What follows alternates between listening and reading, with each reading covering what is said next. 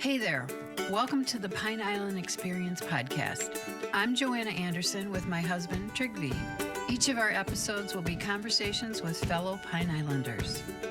The goal of our podcast is to share with you our experiences, what we have found to be fun, and what makes the Pine Island experience so unique.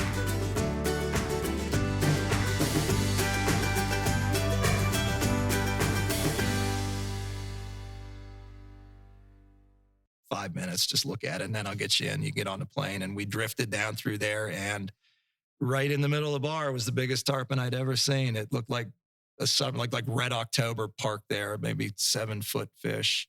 And Marshall threw the greatest cast in the history of fly fishing, and the fly landed right in front of that fish about 60 feet away, and it swam up and ate. And at that point, I'm just the schmo with the boat, and he got that fish on the reel, and the fish was off to the races. And I'm like, you got to get that drag down, but you got to be on a plane in 2 hours. And Bill's yelling at me, I'll cancel the trip. And I'm like, no, you're not. I got to get you. You've been here 3 days. You need to go back to check. And about 45 minutes later, we had that fish to the side of the boat. And it was about I'm guessing, you can't take that fish out of the water. It's actually even illegal to do that. And so you don't weigh them. There's no scales. So, but it was bigger than I was. Let's put it that way. So 160. And he popped it. Yeah, he popped it. And I'll never forget Marshall at 16. He probably says about 5 words a day. He's not a talkative. And I'm like, yeah, you know what you just did here? He's like, yeah, it was pretty cool. That was Captain Gregg McKee of Wildfly Charters, a fishing guide who started guiding in Key West in 1995.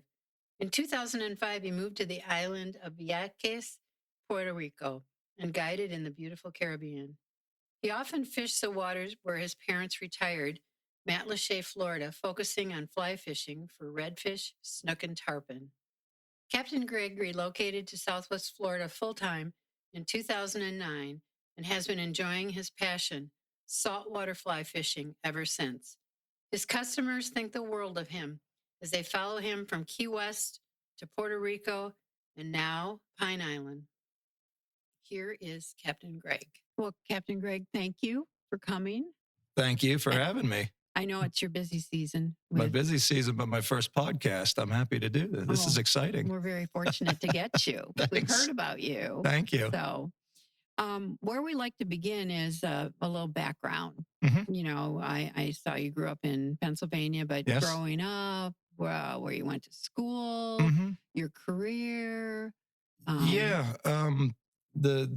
I did. I grew up in West Central Pennsylvania, a little town called Greenwood, at Altoona, Western PA.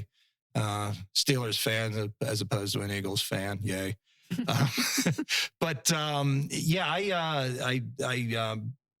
kind of bailed out of there as early as I could because I hate being cold, and Western Pennsylvania, I have a soft spot for it, is a very cold and rainy place. So I wound up down in Key West on a whim. It was not plan A, but about early 90s, 92, a little after Hurricane Andrew, a friend and I kind of got a wild idea to drive as far south as the road would go. And we wound up down there. He was a musician and was immediately employed on Duval Street, still down there, still very successful. And I had no plan whatsoever as a kind of a college dropout that I was. And I always had been an avid fisherman.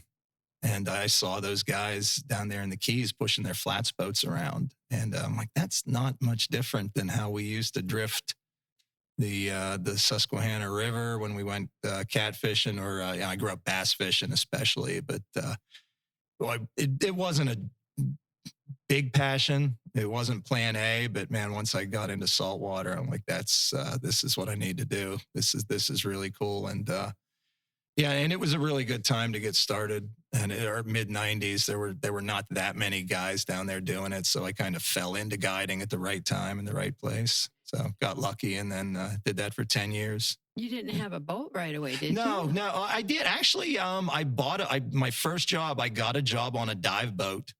I had no diving experience, but in the at that time, if you showed up on time and borderline straight, you could that was the dive company I worked for. So they wanted a warm body on the boat because they need. So anyway, I did that for 2 years, and actually, I very quickly I bought a very inexpensive $3,000 flats boat and proceeded to learn the water down there. This was before GPS, so I had a paper chart and I would run aground. Yeah, and you then could get in trouble word. down there, can't That you? was I spent a year running aground, and then it took me about a year before I could go out from almost anywhere in the lower Keys and come back without hitting the bottom. And then I realized, well, okay, I can get out and come back. I can figure out the fishing much later. And that's kind of what I did. I borrowed some money off a friend, and I had enough time at that point to get the captain's license. And in '95, I bought a used 16-foot Maverick for $11,000.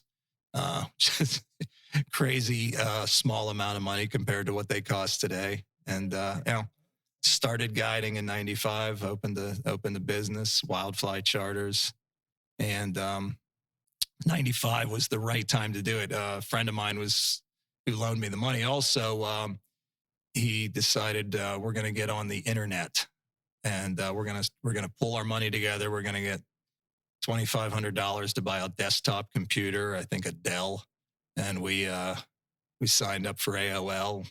And about 3 days later, when we actually got online, and I think I paid $600 for a website, and I said, "This internet, this is a fad that is not going to work." And the next day, I had 14 emails booking me for trips because I was at the time I was one of 2 inshore fishing guides in Key West that had a website. And it kind of snowballed, and I had no idea what I was doing. But they were from all over, right? They were starting to come from all over. And like I said, at the time, I was a nobody guide, and I could go out and I could come home and not run the boat aground, and occasionally we would catch fish, and a lot of times we didn't. But I got them out and I got them back safely, and it kind of snowballed. You figure it out, and then that I did that for 10 years down in Key West. So other than the change of temperature, which we kind of followed you, we through job transfers were in Philadelphia and couldn't take the cold and got down to Florida. And we visited Key West and we enjoy it for a few days. And but a little bit about that's got to be Altoona and the train museums and all that. The Horseshoe Curve. Yes. Curb. Now you go down to. And God love them, but live and let live, Key West, dominated by tourism. I mean, that was almost the alpha and the omega for you. Yeah. The tourism aspect of Key West was you can step away from that. Okay. If you step off Lower Duval Street, then the town. It's very, believe it or not, there were parts of that town that were very much like Matlacha Pine Island. No kidding. It was very, very, back then especially, it was actually a very tight community. There were 30,000 people there, which was not much fewer than kind of the town, but it had a small town appeal. It was very safe and all that, but it was also, it was happening. It was fun. And as a 23, 24-year-old, single guy who was invincible at the time, it was a great time. You could have your fun. You could, get up at 6 a.m. after 2 hours of sleep and do a fishing trip and stuff that would put me in the ER today. My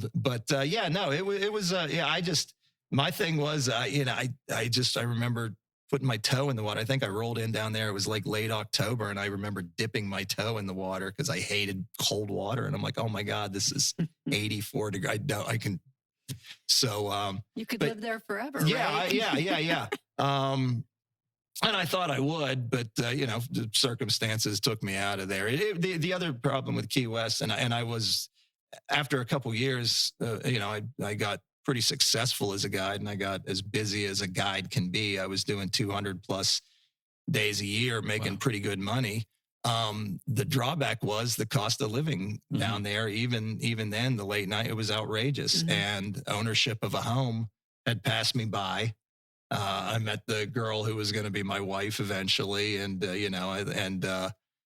that point, I had a roommate You know, I had a house of my own for a while, and then it unfortunately got sold and the rents jacked up, and now I'm back living with another guy, which is fine but now I've got this girl, and you know, the median. I think the median home price then it's sadly not much different than it is around here right now. But at the time it just priced me out of existence, and it was time to look elsewhere.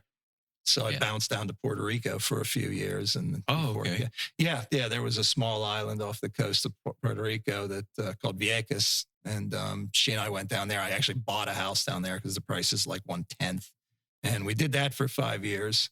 And but during the Key West time, that was when my folks found Matlacha and Pine Island, and so I was coming up here, and I'm like, wow, that's a great place. That's a great place. I could fish there someday. I'll get back up there. That So was 2001, right? When they they found I was still in Key West there, and Mom and Dad they were about 60 back then. They took an early retirement, and they bought that little cottage on Velma Street in Matlacha. I remember finding the island with them, and just fell in love. I'm like, this could be. Yeah, I wasn't ready to leave Key West at the time, but this is. But you kept visiting. And I would drive. It was a 5.5, 6 hour drive.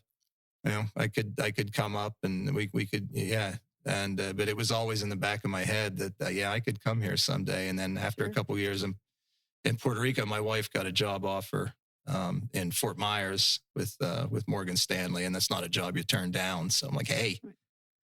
Fort Myers is right. That's I know that's my backyard. We can easily do that. So 2009, 2010, we settled here, and now we're here for good. And your parents must have been very happy. Oh yeah. Built-in grandparents and all that. Yeah, built-in babysitters. Yeah. So it worked really well. It was meant to be. Yes, absolutely. And Dad loves to fish. He bought himself a flats boat right away. So, but it was just a perfect fit. And you still go back to the island, don't you, to Puerto Rico? No, actually I haven't. We sold our place down there. We got, it's been quite a while. I was going back and forth for a little while, but then fishing here became a year-round thing. I just this has become it's becoming a really great destination. And so now right here, it's year-round right here. I can barely make enough time to go back to Key West, which I still have friends down there. So, now Pine Island's where it's at right now. So you had the big change from central Pennsylvania to Key West. Right. And then you leave Key West for an island off Puerto Rico. So were you Spanish speaking, or was that another learning curve, if you will? I learned it pretty quick. Fortunately, Puerto Rico is still technically part of America. And this little island called Vieques was an offshoot. It was actually I didn't even really know about it. A Navy pilot I would fish with down at Key West told me about it. He's like, hey, you ought to go check. Yeah. And, over half the population spoke English, and I spoke passable Spanish. I picked up Key West, you pick up a lot of Spanish because of the Cuban community down there. Okay. I remember my marina had a hardware store around the corner, and literally the grandpa and the abuelo did not speak a word of English. So you had to go in there and order your. So I picked up Spanish, and to be honest with you, Spanish is a pretty easy language to learn. And my wife, who does not look Puerto Rican at all, would attempt to speak Spanish, and people would just immediately switch to English for her. She's blonde and blue-eyed, and so they would talk Spanish back and forth to me because I'm kind of dark-skinned and have a tan, but they would have been. Man, it would go in the post office. Oh, hey, how you doing there? So it was a great spot for a while, but that was up until 2010, and then it was time. It was a small. The fishery down there was fascinating, but very small compared to here. Okay. I didn't have the extensive areas to fish. I was the only guide on the island who did flats fishing, inshore fly fishing, so that was great, but it got pretty boring after a while. There's 2 bays that I would fish, and the customers honestly, I described it as it was like the movie Groundhog Day for me. Mm-hmm. Every day I was going to do the same bay and cast the same school of bonefish, and we would catch them, and the customers liked it, but I knew the next day I'm taking somebody else there. So it didn't have the expanse that the Keys did, or here, where you can go a different spot every day and never exactly. Got to keep it interesting, right? Yeah, yeah. And this area right here, compared to, of all the places in Florida, I think Pine Island is, I would say only the Everglades is, a more productive and expansive fishery. Pine Island is really something else, and not a lot of people know about it. So that's why I was. Although the people living here all like to fish. I mean, this It is a place- fishing community. Yeah, Yes. yeah. It is a fishing community, and it's like kind of, and what I really like about it here, it's an everyman's fishing community. The Keys kind of priced themselves out. That went away in the 70s when the money moved down there. And but yeah, here you can still be, a person of ordinary means, and you can fish 6-7 days a week up here. And be successful at it too. It's not a difficult place to fish either. I always tell people that the occasional seminars I do. This is a great place to be really successful in Florida without extraordinary expense or putting yourself in danger. You go into the Everglades, you cannot come back. You run aground in the Keys, you can tear the bottom of your boat off. But up here, you really don't have to worry about that too much. No. You're never out of cell phone range. So you mentioned bonefish. Any other kinds of fish that you were able to target down there? Or was it kind of limited to not only to the two bays you mentioned? In Puerto Rico, in the Keys, it was, and the same with your Caribbean big three or the tarpon bonefish permit. And we would target those. Those are all three strictly catch and release species. Tarpon were always once I caught my first tarpon, and I could remember it was like yesterday. I was in a kayak in a canal off Key West, not far from Jimmy Buffett's house in the dark. And I jumped a tarpon. I'm like, and I knew what they were. I'd seen it on TV. I'm like, oh my God, I never really thought I would do this. Mm-hmm. And it was tarpon. I just love tarpon. And still up here today, right now, we're in the thick of tarpon season. And Pine Island has a tarpon fishery that I really didn't even know existed here. And it's pretty mind-blowing, our tarpon fishery around here. Yeah, because you kind of hear about it. Is it Boca Grande Pass or something that seems to be a favorite of the tarpons? Oh, that's a legendary spot. Okay. That always has been. It's a different fishery from what I do. I'm strictly an inshore skiff fisherman. My boat's an 18-foot a skiff make called a beaver tail. It's a very shallow draft boat. I still do that same style of poling, sight casting. 75-80% of my customers are still fly fishermen. Okay. Which has its moments. Today was, for instance, you saw the weather today, the overcast, the wind. Not a great day to do it, but we still made it work. No tarpon today, but the last couple days, right outside of Boca Grande Pass through Cayo Costa, just an extraordinary amount of fish are coming through there right now. Wow. But you're right about the winds. I don't remember a year this windy. It has been windy. If you've got fly fishermen, they can either deal with it or they can't. My guy the last 3 days is one of my aces. He fishes with me several times every year. He can handle it. And so not our favorite thing, but I did say the one thing, the heat the last 3 days, the heat index of it's 91, 92, and the heat index is in the hundreds. That wind is the only thing keeping us alive out there. So, but that's the unfortunate thing about tarpon is they do come through here in the summer months. And I always tell guys the best time to fish for them is in the height of the summer when it is atrociously hot out there. And they do like it because they're a migratory animal. And that's when they happen to come through here when it's really hot. So your customers are from all over the world, aren't they? My guys today are Minnesota. My guy the last week was he's an Arkansas guy, so he can handle the heat. Next week I've got a guy who's got a place up in Georgia, and he's a Bokeelia resident too.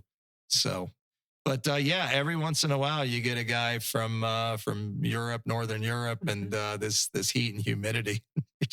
You tell them, hey, drink water. Haven't seen you drinking water in the last half hour. So, but they get used to it though.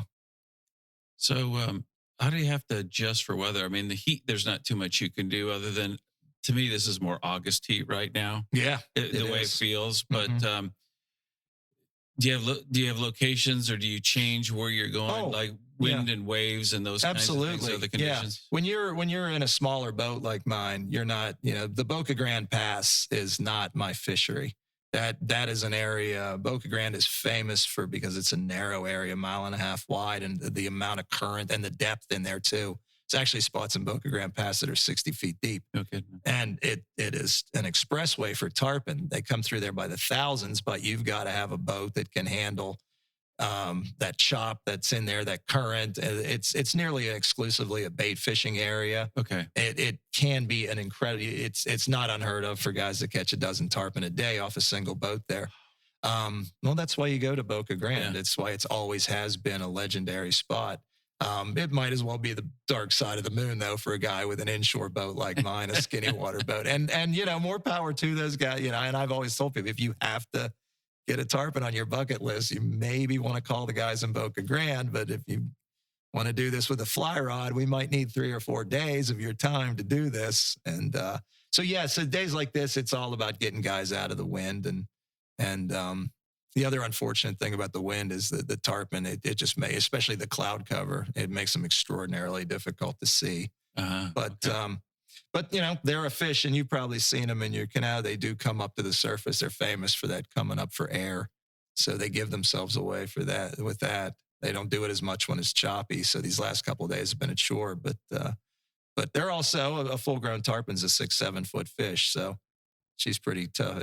That's a tough fish to stick in, but they're also, it's kind of hard for them to hide when they come across those clear sandy bottoms out there. Oh yeah. Okay. Yeah. Okay. So our closest encounter to tarpon have been Fort Jefferson. Mm-hmm. They offer snorkeling equipment out there. Yeah. And so we're like, will we maybe see some reefs or just look at the fish or something like that? And it was amazing. I guess we were non-threatening, or they're used to it. We were actually kind of snorkeling inside the school. That's fantastic. They were rolling. And yes, I have never experienced, I think about that all the time. Yeah. How, how lucky we were. Yeah, there's not much tarpon. when they're full grown. There's not much that bothers them other than larger sharks. Yeah. So people. I've actually never done that. I'm kind of jealous. I've never gone out to swim with them. I've been out there, but never to get in the water. I was always out there to fish and all that. Yeah, I always have wanted to do that on that off the Keys. And I've been in the water with tarpon before on the dive boat, but we never made a trip out to the Tortugas. Well, That's made fantastic. A couple of trips, but we didn't know. We're just snorkeling. Right. Like, what are these? Right. They were wonderful. 7 foot long silver monsters. And they're spinning around. We just loved it. It was an amazing day. Yeah. And that's probably part of their spawning ritual that you saw. If you see them doing those circles, that's what they call a daisy chain, and that's a spawning thing that they do. But the rolling too. Yeah, the rolling is them coming up to the surface for that gulp of air. Okay. They're one of those handful of fish that's actually a partial air breather. So primitive. They've been around the fossil record for I think 160 million years. But they can supplement the oxygen from the water. And that's another reason why the midsummer is such a great time to fish for them here, because the hotter the water gets, the lower the oxygen. So then the more they come up and the easier they are to see. But the drawback is by 9:30, you're ready to drop dead from heat exhaustion. So these things, all these things I tell guys that you got to take into consideration here. But yeah, that would be very cool. I always have wanted to do that, to just go in the water with them. It's a fun ferry ride if you don't want to take a boat out there. Or you take the seaplane. Oh, yeah. I don't know what that costs anymore, but even the tour was lovely. Yeah. I highly recommend it for people that go to Key West. Just get on the ferry. Oh, very much. Yeah. Yeah. Yeah, absolutely. So other species that you target in this area, or is it primarily tarpon? This time of year, it's tarpon, but we have a phenomenal redfish fishery, which are one of the more widespread inshore game fish. You have them all the way to Texas, Louisiana, up through the Carolinas. Fantastic eating fish. Oh. You want to catch, our redfish around here, in addition to being the prettiest looking redfish you've ever seen, the colors on them. Their diet is primarily crabs, so they taste like lobster. So, and I Ooh. do, yeah, after 10 years, almost 15 years of catch and release fishing in the Keys in Puerto Rico, it is nice to eat fish, which I will do. And Good for our you. snook fishery is very good, although they're closed right now. It's their closed season. And our sea trout, we've got sea trout, which are very easy to catch and doing very well too. All three of those inshore species are actually doing really Good. well. Yeah, our water is actually in really phenomenal shape, Well, that's good which to is know. one of the things I was looking forward to doing this to tell people that, yeah, no matter what you hear, our water around Pine Island is actually doing really well right now. Oh, that's good to know. There's no evidence of the red tides as we sit here right now, June 16th, whatever day this is. Yeah, the water really is in terrific shape and the fishery is solid. So get out there. Now, how did you come up with wild fly Wild charters? fly charters. I was a fly fisherman. Actually, if my friend who fronted the money, he spat it out. I think he was kind of a video background. He was doing some kind of, and he had a video in California. It was Wild Eye, and he said, "I'll restart this," which he never did. And you call yourself Wild Fly, and I'll be Wild Eye. And I'm like, fine, it's Wild Fly. So yeah, it's really nothing more interesting about it than that. He just spat it out, and then wildflycharters.com was obviously not taken in 1995 and done. So it stuck. But I do think a lot of times there's probably some people that put tremendous amount of thought and struggle over a company name. And then other people are just like, I just thought of it one day. No, I put absolutely no thought. Like I said, I was sitting here. He's like, how about Wildfly? Done. He's like, it's available. Done.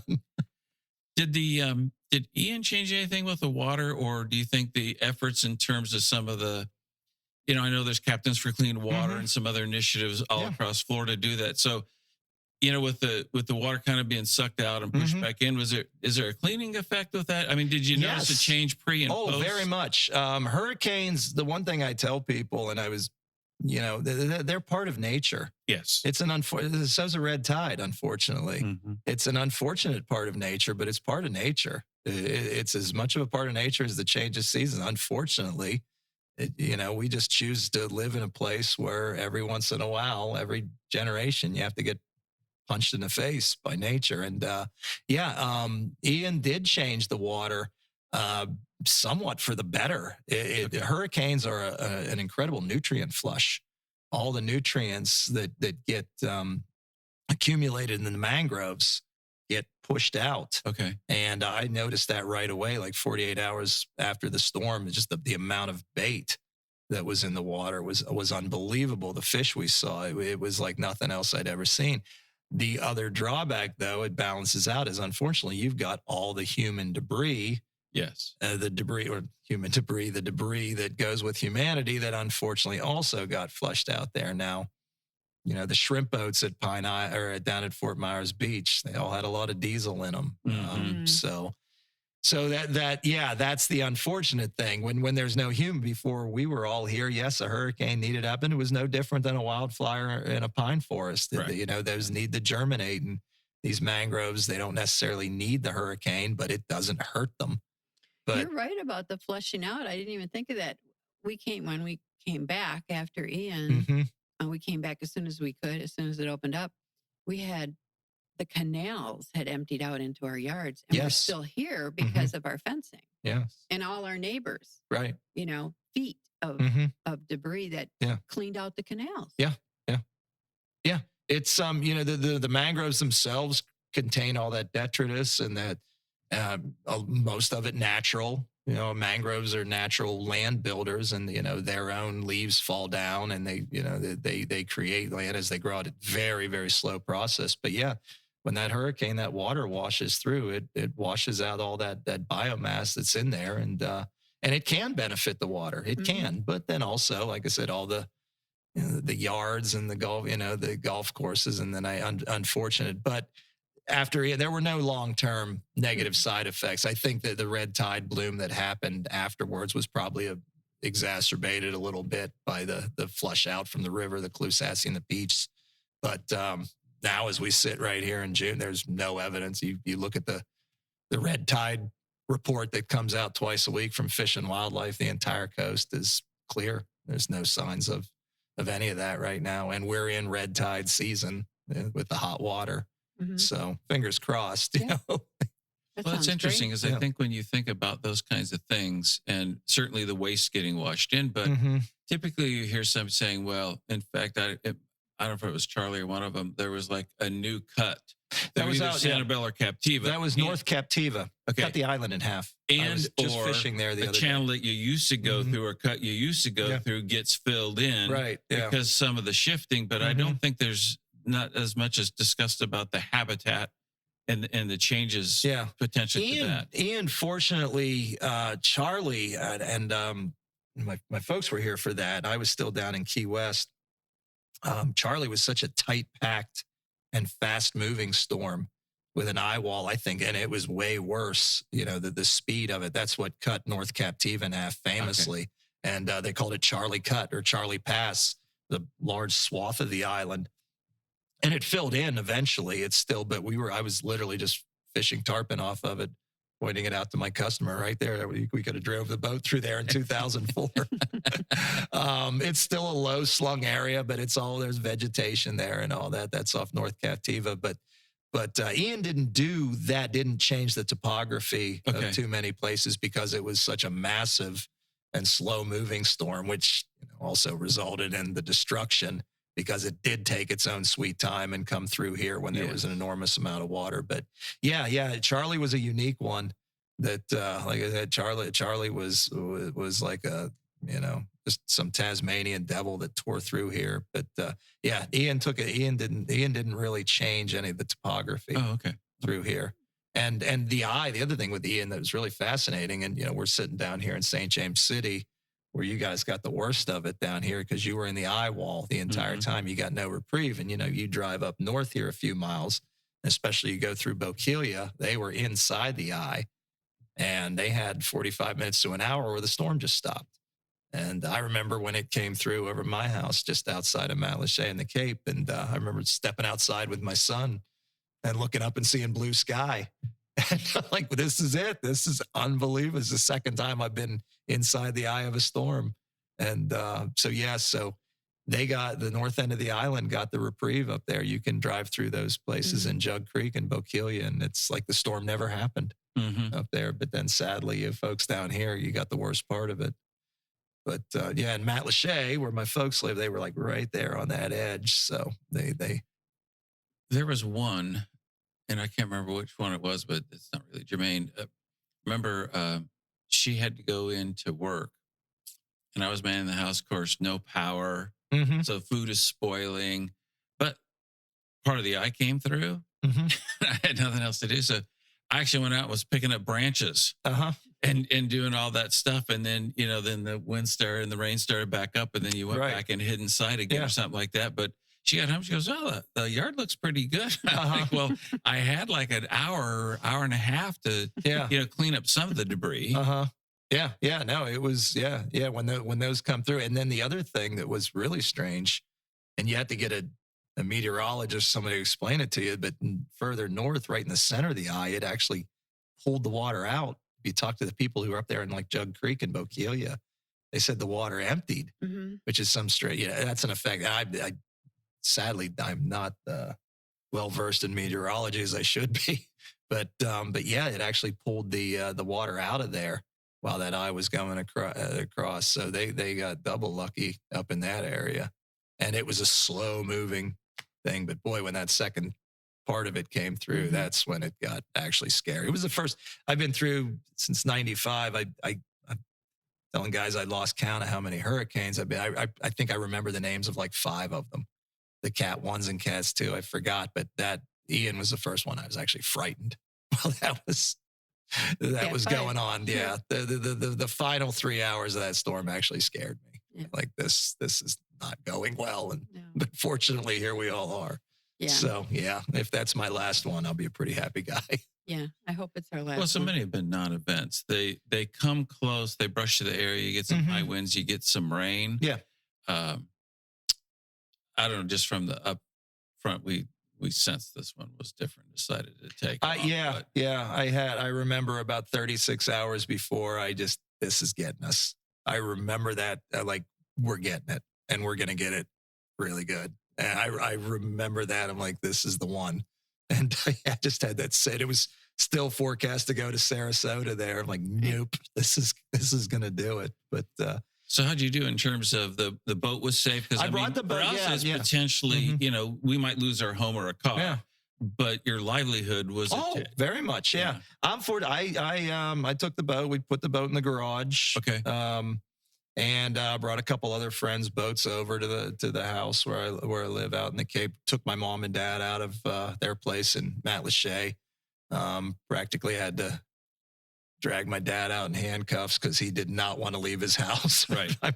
But it all worked, and they were very fortunate too. They Charlie peeled their roof off, but they replaced it with one of the steel roofs, and it held. So it was drywall damage. Not downplaying it, it still was pretty terrible. But my boat made it, and we put it in the water the very next day, and suddenly now I'm part of the great redneck Navy. Yeah. And we used it, and my father's boat, and a pontoon boat that I liberated from a friend who'd already evacuated. I helped myself to his pontoon boat, and which would have wound up in his living room had I not. So we had a little Judd and his family from Island Bike Works who talked to you. It was a group of us was just going back and forth until the road came in.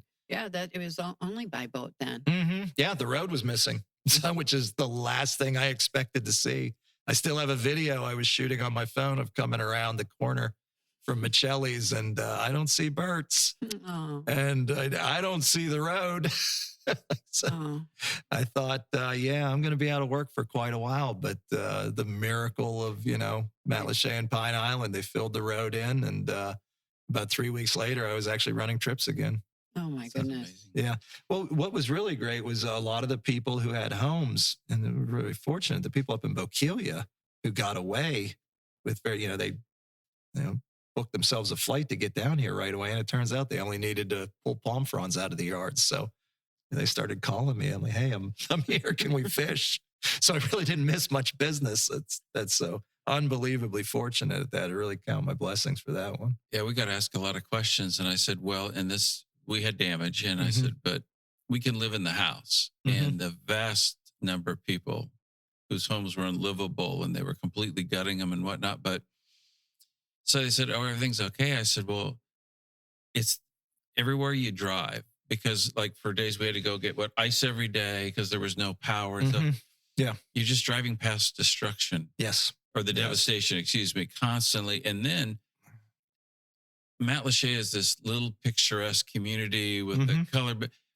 And to come onto the island, and to your point, you see the most you saw was pilings for so much of that stuff east of the bridge. Not that there wasn't damage west of the bridge, but I mean, just your mental image of Bert's being gone. Yes. My mother and father, we had my dad's 80th birthday party there, which is, and a couple weeks later it was gone. So sad. My friend Jimmy across the street did 7 Seas Bait and Tackle, where I would often go, but when I'd buy shrimp off of him, and the dirt underneath was not even there. And Bert's, there were pilings there, but Jimmy's shop, there wasn't even there was like no evidence that he was even there. And there's not even the dirt. It's just free flowing water. It was literally the last thing I ever expected to see. And and it's, to a degree that the road's there, but the devastation is still on each side. So it really reminds you every time you come across, but we'll come back. The island's coming back. I know it. Definitely. So you've mentioned some regulars. Do you get a lot of snowbirds and visitors taking Very for much. charters, local residents, et cetera? Yeah. I'm really fortunate after almost 13 years, like most of my season is just repeat clientele, guys that I've fished with. I really rarely fish with too many new people. The last new folks I had were a father and son from England who were just fantastic. And now they've booked their return trip for next year. They're coming for 10 days. And I've split that up. I'm going to give them off to some friends. 10 days is a lot of time to spend with two people. But they were a fun bunch of guys. They were good. They were good. But yeah, it's pretty much what in my business, my boat, I only fish with 2 people at a time, very rarely a third, but ideally 1 or 2 people. And it's to the point where it's the same guys that come back every year.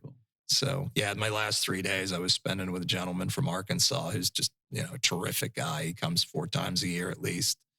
And, but yeah, that's a surprising amount of these guys have just fallen in love with the island and wound up moving here too. The island sells itself. That's what I really love about the place. That it sold itself to us when we drove over the bridge. We couldn't believe it. We have to move here. That's your immediate reaction. That was what I said to my mother and father as soon as we drove over the Matlacha Bridge. At the time, this was 2001, where the Bat House Park is. There was a restaurant there. Okay. It's called I believe it's called the Snook Inn or the Snook Harbor Inn. It was like Bert's. It looked like Bert's, but there were 2 or 3 flats boats parked outside. I said, pull over. And we walked inside and it was exactly what you want, just this falling down place. And they had grilled mullet, fried mullet on the menu, which I'd never eaten before. And like, this can't be good for me, but I'm going to try. And I said, you have to live here. Yep. You absolutely have to live here. And they did. And it does it to you. Yeah. It was absolutely perfect. And I said, this is like a little piece of Key West right here with the, except it goes to bed at 9:00. So we came from the workaday world where you get up and start your day around 8:30 or something like that. What's a day look like for you? I know you joked about only getting 2 hours of sleep when you were younger in Key West, but now that you're more experienced. Yeah, 9:00, I'm in bed. Yeah. I wrangle my kids in bed and I'm right in there after them. And I assume early mornings. Yeah, I'm up, but not radically early. 6:00, I'll get started. I actually, you want to try to get out and beat the heat. But it's an early thing, but I don't really leave. We're not, I don't make guys get up at 4 a.m. and leave in the dark. Sometimes in the Keys we would do that, but around here you don't need to. A lot of the type of fishing I do is very visual. It's sight fishing. It's that classic poling and, you're looking for the fish, as I'm up on my platform, we're spotting the fish down there. So I like a little sunlight for that. And again, and most of my customers are now older gentlemen too. So you got to let them have their breakfast and everything. And I'm one of them now. So, but I'll launch at the park, 6:30, 7:00 this time, which is right about sunrise. And then, hopefully by 12, 1 o'clock, we're going to wrap it up before it gets too hot. And then, get off the water. Okay. I don't do those 8, 9, 10-hour days anymore like I did back there down in the Keys. That's just not my thing. But if you can't get it done by noon around here, it's not going to happen anyway half the time. Okay. So yeah, I try to keep it a little more civilized. But this time of year, though, you do want to be off the water before that heat kicks in. Also, my boat, it has no shade and no bathroom. It's your classic little flats boat. So when it's bearing down, there's nowhere to hide. So, and so then in afternoon, then is like maintenance and prep for the next day, or? Yeah, but fortunately, that's the beauty of a small boat, a skiff. There's very little moving parts on it. Okay. It's not like an offshore boat, which I've worked on and fished on before down in the Keys. I did brief stints as a mate. That's constant. You've got, it's like a small house on the water. Mm-hmm. There's everything that needs to be maintained. My boat, I can honestly plug the motor in, flush the motor out, and walk away from it. Cool. Yeah. Some days I wash it. Other days I'll just, it's going to rain in about 45 minutes. So I'll take care of it. Yeah. And I'm not out there killing a lot of fish or getting blood all over the decks like the offshore guys do. So the boat rarely needs scrubbed down too much. So it's not as labor intensive as it sounds. But the fishing, the poling the boat, I still do almost exclusively that. I'm actually pulling the boat with a push pole that I just love that. So I'm actually standing and moving for 4, 5, 6 hours in the sun. So it's a pretty good exercise. I assume it takes a little bit of effort to pull the boat, or no? It does. Yeah, it does. And it can keep, you do got to kind of stay in good shape to do it. And this time of year, it is downright exhausting. On these last couple windy days, and my wife is always getting on my case. The last 3 days with my customer Donnie from Arkansas, he and I get along great, and so I'm out till 2, 3 o'clock. The time just blows right by with him. So you promised you'd be home at noon and it's 3 and you're so sunburned.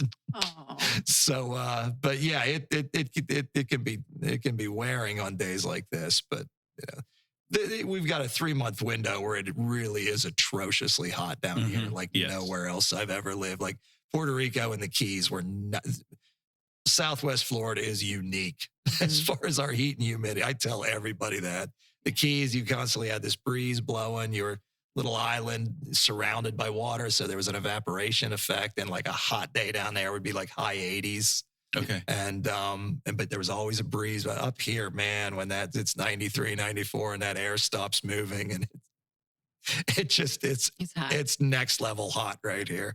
Not like, Puerto Rico was not this hot. Any of those islands down through the Caribbean where we went, nothing like this. This place is unique for its heat, but it's short lived. By October we're going to be, then and then come February when the rest of the Chicago is 40 below, then this might be here. Yeah. Mm-hmm. Yeah, wouldn't be anywhere else. So maybe describe like. Maybe one of the best charters ever, best day out on the water, most successful day on the water, something that just pops up in your mind. And here, yeah. Here, I'll tell you the best day. There's a lot of best days, but one that really pops out. The biggest tarpon I ever landed, had a customer land, was a 16-year-old boy. Oh, Marshall, and he and his father Bill fished with me. They're 2 regulars. They were fishing with me in Puerto Rico when he was like 9 years old. And then they followed me up here. Great guys. I'm like, we'll just, unfortunately had customers that followed me to Puerto Rico from Key West. And then now they followed me from Puerto Rico up here. So it was where you go. That's where I'll go to fish. So that's great. It's a great bunch of people. But these 2, and they wanted a tarpon, and Marshall, the boy, he was just turned 16. I don't think he had a driver's license yet, but he had just started fly fishing the year before, and he was instantly good at it, like a lot of 16-year-olds. And I'm like, come down end of April, 3 good tides. And I picked the days for him. So they flew down, and we did not see a single fish for 3 days. They weren't here. And I felt about 2 inches tall. Like, I cannot believe I told you to come here. I'm so sorry. And 2 in the afternoon, they had to be on an airplane at 5. And I'm like, we're going to bag it early. And we even went into Lazy Flamingo for lunch, something I never do. I never leave I'll eat lunch standing on the platform with a push pole in my hands. You guys can eat while you're fishing. We don't take breaks, and so we even went into Flamingo, and then we're like going to go, and there's a big sandbar off of Boquilla, and we'd already hit it twice, and they just, I'm like, hey, on the way out of here, let's just drift through there again, and 5 minutes, just look at it, and then I'll get you in, you get on the plane. And we drifted down through there, and right in the middle of the bar was the biggest tarpon I'd ever seen. It looked like like Red October parked there, maybe 7-foot fish. And Marshall threw the greatest cast in the history of fly fishing, and the fly landed right in front of that fish about 60 feet away, and it swam up and ate. And at that point, I'm just the schmo with the boat, and he got that fish on the reel, and the fish was off to the races. And I'm like, you got to get that drag down, Bill. You got to be on a plane in 2 hours. And Bill's yelling at me, I'll cancel the trip. And I'm like, no, you're not. I got to get you. You've been here 3 days. You need to go back to check. And about 45 minutes later, we had that fish to the side of the boat. And it was about I'm guessing, you can't take that fish out of the water. It's actually even illegal to do that. And so you don't weigh them. There's no scale. So, but it was bigger than I was. Let's put it that way. So 160. And, pure joy, huh? Yeah. He popped it, and I'll never forget Marshall at 16. He probably says about 5 words a day. He's not a talkative. And I'm like, yeah, you know what you just did here? He's like, yeah, it was pretty cool. And that, to this day, that was probably about 8 years ago. And to this day, that was the biggest single tarpon I ever had anybody land. It may have been like some kind of a line class record for a fly rod had we, weighted officially, which there's a bunch of rules that you do that. So not saying it wasn't the biggest one ever caught on a fly rod, but there might have been some kind of record in there. But that fish is still swimming up in Charlotte Harbor somewhere. Somewhere. And once a week, I see a fish swim by me, like right there goes a world record. So yeah, that's the day that sticks with me around here. That's the day people ask me, that's the one I talk about. Kid didn't have a driver's license. And well, I know you love teaching people fly fishing. You said that gives you, when I read, you wrote that in one of the articles or on your website that you like teaching. Yeah, on the webs. Yeah, I can get someone up to speed. I do like doing it. Ideally, if you're going to pay for a fishing trip, though, you've practiced beforehand. Fly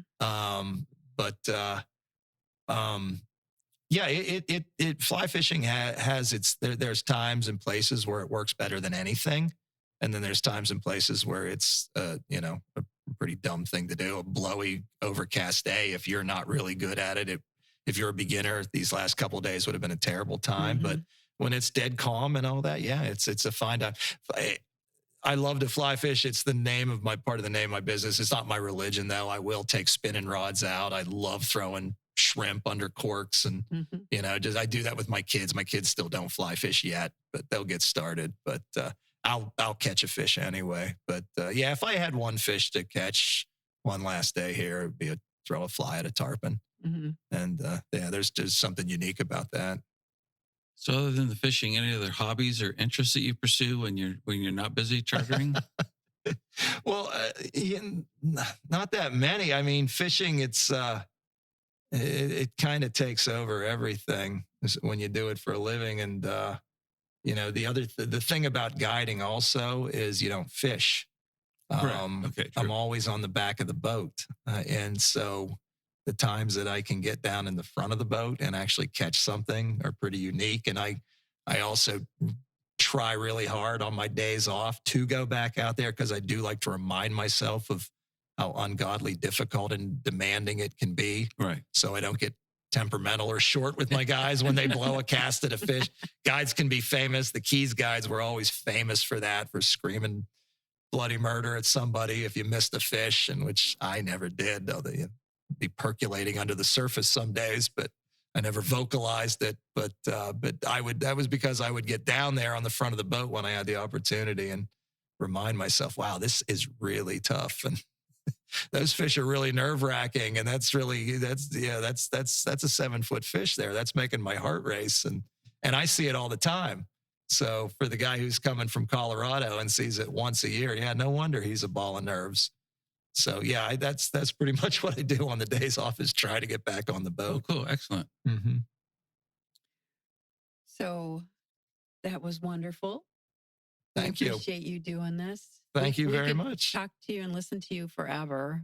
Well, I would love to. Yes, thank you. My first. Because we're terrible fishermen. We share that at the end. Well, we're going to fix that. We're going to get you. No, we so admire you. We've been out fishing a lot. We don't bring back much, but we love it out there. And we have friends who fish. We've gone out with them, but we so admire what you do. Well, thank you. Well, we're going to make a point too here in the next couple of weeks when I start getting back to normal a little bit. We'll get out there. Okay. Yes, absolutely. That'd be wonderful. Yes, no problem. Yeah, this was fun to do. Thanks. Thank you. Thank you. We hope you enjoyed our Pine Island Experience podcast. If you have any ideas for us, people to interview, or any comments, please feel free to email them to us at pineislandexperience@gmail.com. That's pineislandexperience, all one word, @gmail.com. Don't forget to like us, and you may subscribe to this podcast using all the major catchers like Apple iTunes, Google Podcasts, and Spotify. Thanks again for listening, and remember, island life is a constant vacation. We'll see you on the next podcast.